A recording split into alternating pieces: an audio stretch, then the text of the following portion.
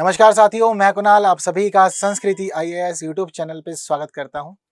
आज की वीडियो में हम लोग बात करने वाले हैं लोकसभा और विधानसभा चुनावों में हुई बूथ कैप्चरिंग के बारे में। जी हाँ, बूथ कैप्चरिंग के बारे में। जैसे कि जब से ईवीएम, वीवीपैट का चलन हो रहा है हमारे देश के चुनावों में, हम लोगों को लगता है कि आजकल ना बूथ कैप्चरिंग नहीं होती। और बूथ कैप्चरिंग के लिए हमारी जो पुरानी मूवीज़ हैं, हम लोग वही सभी दृश्य याद करते हैं कि कैसे एक गुंडों का दल आता है किसी एक केंद्र पर जहाँ वोट डल रहे होते हैं, मतपेटियों का कैप्चर कर लेता है, मन पसंदीदा वोट डालने लग जाता है। यही हम लोग समझते हैं कि इतना ही बूथ कैप्चरिंग का मामला रहता है। लेकिन फिलहाल आज भी हमारे देश में बूथ कैप्चरिंग होती है। कैसे होती है, क्या रहता है मामला, जरा चीजों को समझते हुए आगे बढ़ते हैं। न्यूज़ क्यों है ये भी समझते हैं। तो हाल ही में केंद्रीय कानून मंत्री अर्जुन राम मेघवाल ने राज्यसभा को जानकारी दी है कि लोकसभा और विधानसभा चुनावों के दौरान 925 बूथ कैप्चरिंग की शिकायतें दर्ज की गई। समझ रहे हैं, बीते दिनों लोकसभा के चुनाव हुए थे, उनके साथ साथ कुछ राज्यों के विधानसभा के चुनाव भी हुए थे। तो इस दौरान जो कुल शिकायतें दर्ज हुई उनकी संख्या 925 है। इतने बूथ कैप्चरिंग के मामले सामने आए हैं देश भर से। समझ रहे हैं, और हमें लगता है कि बूथ कैप्चरिंग होती ही नहीं है। इन मामलों की स्थितियों को अगर हम लोग ठीक से समझे तो पता लगता है कि 925 मामलों में 14 लोगों को गिरफ्तार किया गया है और अकेले 875 बूथ कैप्चरिंग की शिकायतें सिर्फ और सिर्फ पश्चिम बंगाल से आ गई हैं। सबसे ज्यादा मामले यहीं दर्ज हुए हैं। बाकी बचे हुए मामले जो हैं वह देश के बाकी हिस्सों से आए हैं। जैसे कि एक हिस्से की अगर हम लोग बात करें अरुणाचल प्रदेश की, अरुणाचल प्रदेश से एक ही शिकायत दर्ज हुई है और यह शिकायत दर्ज की गई है पूर्वी कामेंग जिले के खेनवा पुलिस स्टेशन के द्वारा। अब यहाँ पर स्थिति यह थी कि लोकसभा और राज्य विधानसभा दोनों ही चुनाव एक साथ हुए थे। इस दौरान एक शिकायत दर्ज हुई और शिकायत जो दर्ज हुई है उसमें यह भी देखा गया कि जांच चल रही है और एक व्यक्ति अभी भी न्यायिक हिरासत के अंदर है। हालांकि इस पूरे मामले में 2 लोगों को गिरफ्तार किया गया था, एक न्यायिक हिरासत में, उससे पूछताछ हो रही है, जांच चल रही है। हालांकि कहानी इतने पे खत्म नहीं हुई है। अब जो भी इंफॉर्मेशन इस व्यक्ति से मिलेगी, जो भी जान पाएंगे, वो सब चीजें अलग हैं। लेकिन रिटर्निंग अधिकारी को बोल दिया गया कि आप जांच करते रहिए। वहीं इलेक्शन कमीशन ने इस क्षेत्र के अंदर मुख्य निर्वाचन अधिकारी को बोल दिया गया कि जी आपको फिर एक बार नए सिरे से चुनाव करवाने होंगे, ये आपको निर्देश दिया जाता है। तो बूथ कैप्चरिंग के मामले की वजह से, जांच की वजह से हम देखेंगे कि यहाँ पर एक बार चुनाव फिर से होगा नए सिरे से। ठीक है, तो ये बात रही अरुणाचल प्रदेश की। आगे बढ़ते हैं तो बिहार की स्थिति समझते हैं।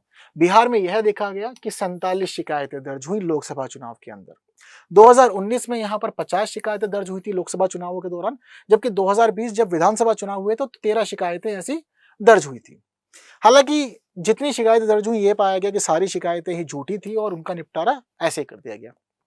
क्या लगता है, सारी शिकायतें झूठी ही होंगी या कुछ सच्ची हो सकती थी या सुनवाई नहीं की गई? क्या लगता है? कुछ भी हो सकता है, बट इतनी सारी शिकायतें आना, एक तरफ जहां हम देख रहे हैं कि अरुणाचल प्रदेश में एक शिकायत आई, वो एक भी सही थी, 2 लोग पकड़े गए। वहीं बिहार में देख रहे हैं कि भाई 47 आई और 47 के 47 झूठी। पॉसिबल है? कुछ आंकड़े अपने आप में थोड़ा सा सोचने पर मजबूर कर देते हैं। इसके आगे बढ़ते हैं तो उड़ीसा की स्थिति पता लगती है। लोकसभा और विधानसभा के चुनाव एक साथ हुए थे, 2 शिकायतें आई।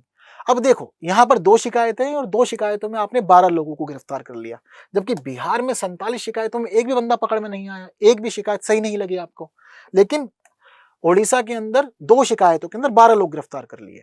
12 लोगों को गिरफ्तार ही नहीं किया गया, बल्कि कंटामल विधानसभा सीट के तहत आपने 2 मतदान केंद्रों, किरासीरंत और महेश्वर पिंडा, दोनों जगह पर पुनर्मतदान भी आयोजित किया। ये भी खास चीज देखने को मिल रही है। तो थोड़ा सा चीजें समझ में नहीं आती, बट ठीक है। आगे बढ़ते हुए हम समझते हैं कि दरअसल बूथ कैप्चरिंग होती क्या है आज के समय में और इसके लिए कानून क्या है।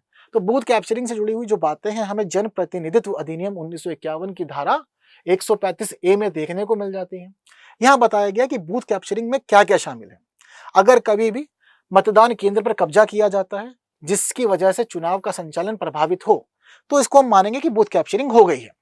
वहीं इसके अलावा मान लो आपने मतदान केंद्र पर कब्जा तो किया, लेकिन कब्जा करने के बाद आपने उन्हीं लोगों से वोट कराए जो आपकी पार्टी या आपके कैंडिडेट को समर्थन देते थे या उसके सपोर्ट में खड़े थे।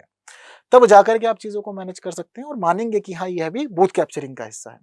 वहीं इसके अलावा अगर आप किसी भी पोलिंग स्टेशन पे पहुंच गए हैं, वहां पे जितने भी लोग वोट डालने आ रहे हैं, आप हर एक व्यक्ति को धमका रहे हैं, कोई भी धमकी दे रहे हैं, जो भी धमकी आप दे सकते हैं, और धमकी दे करके उसके बाद उसको रोक दे रहे हैं पोलिंग सेंटर पे जाने से या फिर मन मर्जी से वोट करवा रहे हैं, तो यह भी माना जाएगा कि आपने बूथ कैप्चरिंग ही की है। ये सारे तीनों की तीनों बातें हैं पोलिंग सेंटर की। पोलिंग सेंटर के बाद अगर हम देखें तो जहां पर वोट काउंट हो रहे हैं, मतगणना स्थल जो है, मतगणना केंद्र पे भी अगर आप कब्जा कर लेते हैं और कब्जा करके वोटों की गिनती को प्रभावित करते हैं तो इसको भी हम लोग बूथ कैप्चरिंग ही मानेंगे।